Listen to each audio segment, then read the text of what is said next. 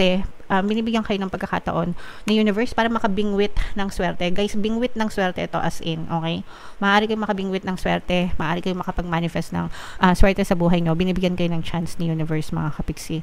So, this is not swerte lang, guys, pagdating sa mga sugal or sa mga loto. Hindi ganung klase ng swerte yung sinasabi natin sa inyo, no? Kung gusto nyo makapagsapalaran sa ganung swerte, bahala kayo. Pero, hindi ko ina-encourage yung iba sa inyo na magsugal, ganyan. Pero, ibig sabihin nito, maaari kayong swertehin sa mga oportunidad na pwede nyong gawin.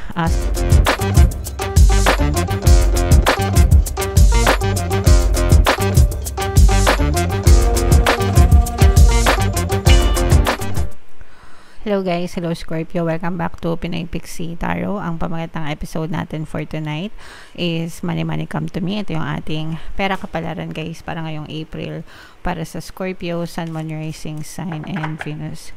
So unahin natin tong deck na to mga kapixie. Tingnan natin yung mga money manifesting techniques para sa inyo. Meron tayong money mga kapixie. Ito napakadali lang gawin nito guys. Leave a banknote, either a real one or a photocopied one, in front of a mirror so you can see its reflection. More money will begin to flow toward you as a consequence. So, eto guys, kung meron kayong mga salamin sa bahay, mga kapiksi, dati kasi di ba yung mga salamin sa bahay, may mga lagay ng mga suklay, ganyan. Ngayon kasi yung mga salamin, mga uma-aesthetic na. Medyo aesthetic na, so hindi ko alam kung paano nyo to gagawin. Pero kung meron kayong mga salamin na pwede, no, magdikit kayo ng pera doon. It doesn't matter kung totoong pera or play money, mga kapiksi.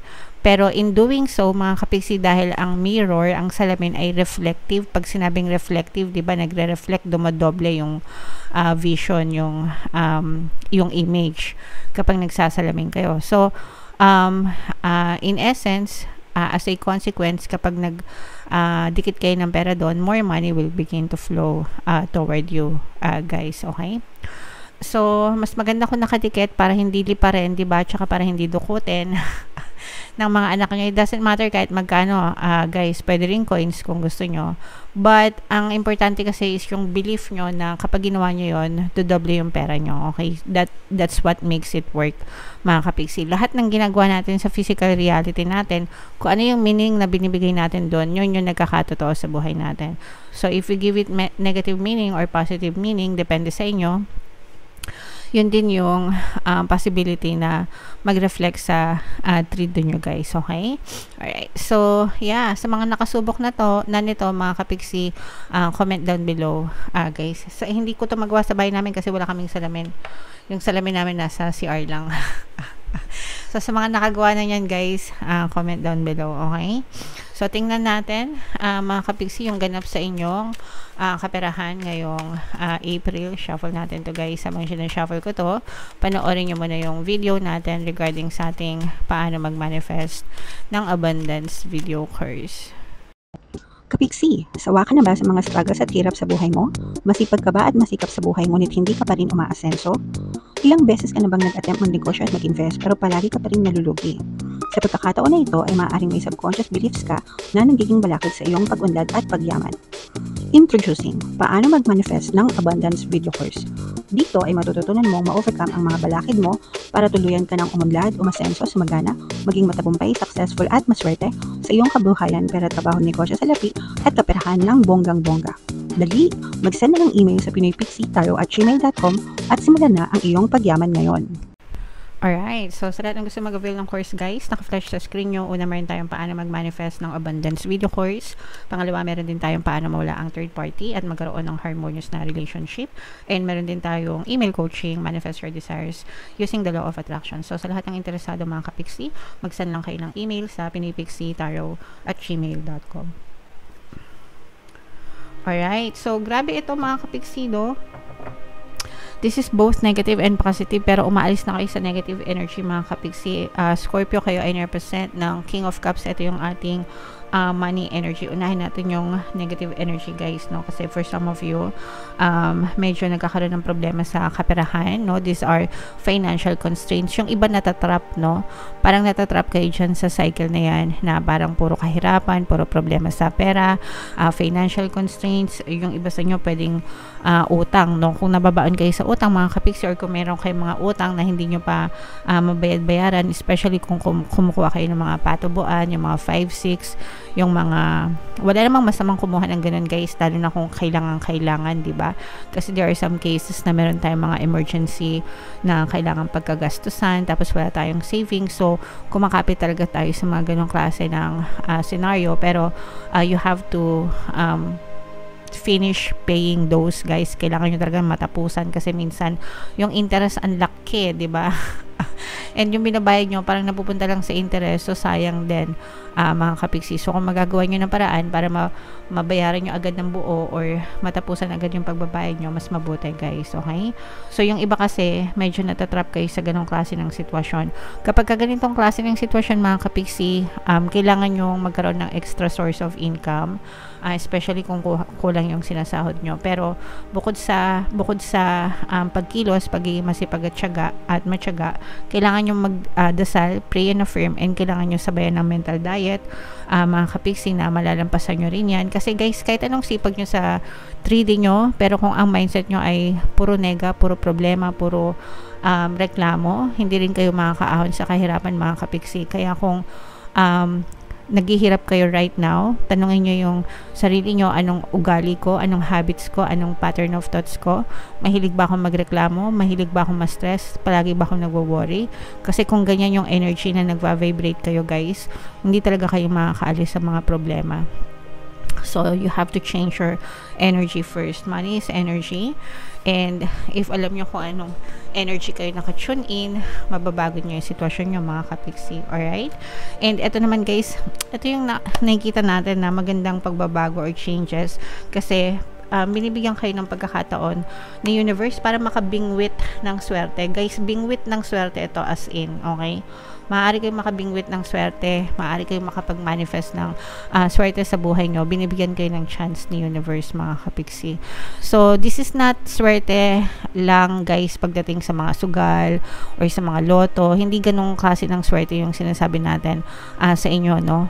Kung gusto nyo makapagsapalaran sa ganong swerte, bahala kayo. Pero hindi ko ina-encourage yung iba sa inyo na magsugal, ganyan. Pero ibig sabihin nito, maaari kayong swertehin sa mga oportunidad na pwede nyong gawin, sa mga source of income na pwede nyong pagkakakitaan, na yung tipong suswertehin kayo na pwede nyo siyang mapalago, ma-expand, ganyan, mga kapiksi, no? Ibig sabihin, parang makaka-jackpot ka dun sa magiging desisyon mo sa buhay, and mamamanifest mo talaga na maging maswerte ka, umunlad at umasenso yung inyong kabuhayan. Ganun yung swerte na ibig nating sabihin dito, mga kapiksi.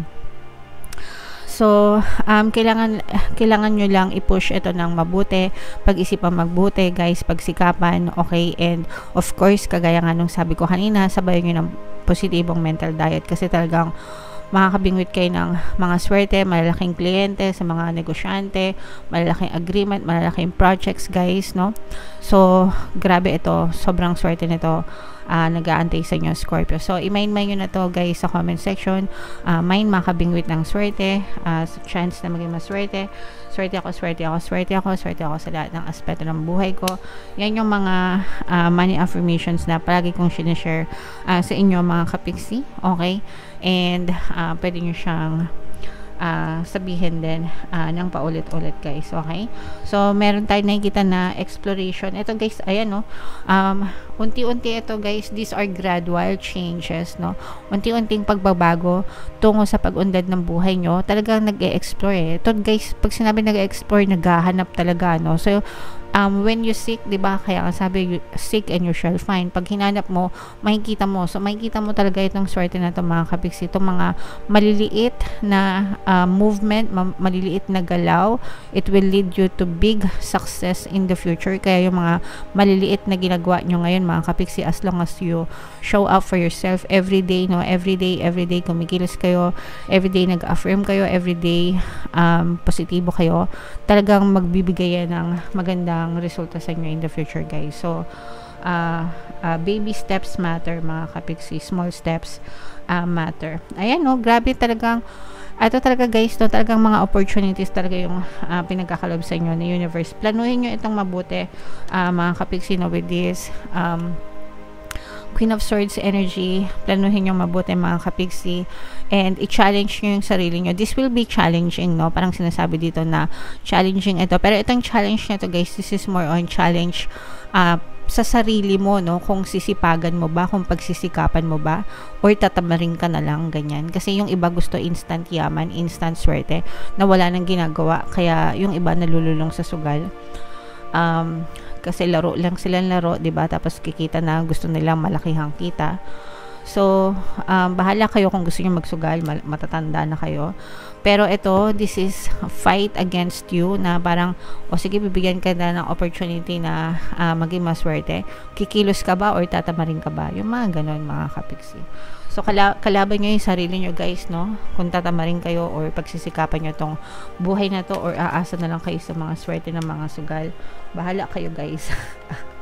Sabi ko nga, matatanda na kayo, bahala kayo sa buhay nyo. Alam nyo na yung ibig sabihin nan, mga kapiksi, okay? So, ito guys, i-mind nyo na to, mga swerte na to, mga opportunities na to, guys. Talaga, asa na ba yun? Mahatak nyo talaga itong mga swerte na to at ang mga magagandang opportunity na to sa kaperahan, mga kapiksi, no? So, i-mind nyo na yan sa comment section, guys.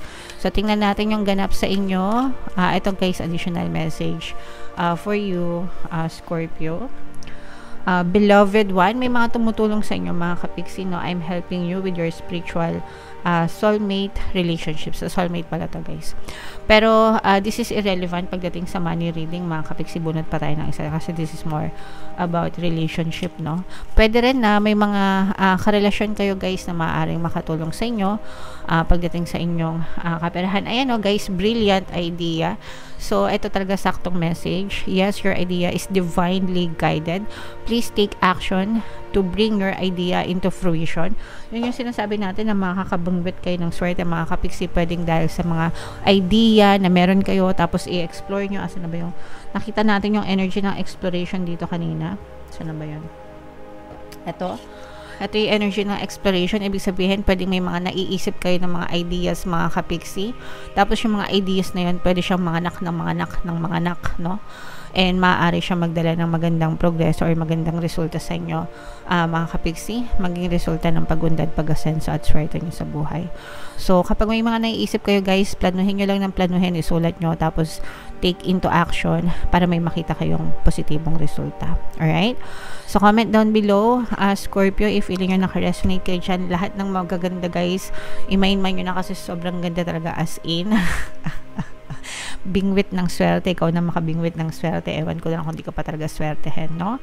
So, for more tarot readings, guys, ito yung playlist nyo. Ito naman yung ating success stories ng paano mag-manifest ng abundance video course. Click here to subscribe, guys. Ito yung ating mga pampaswerte subliminals. Thank you for liking, sharing, and subscribing.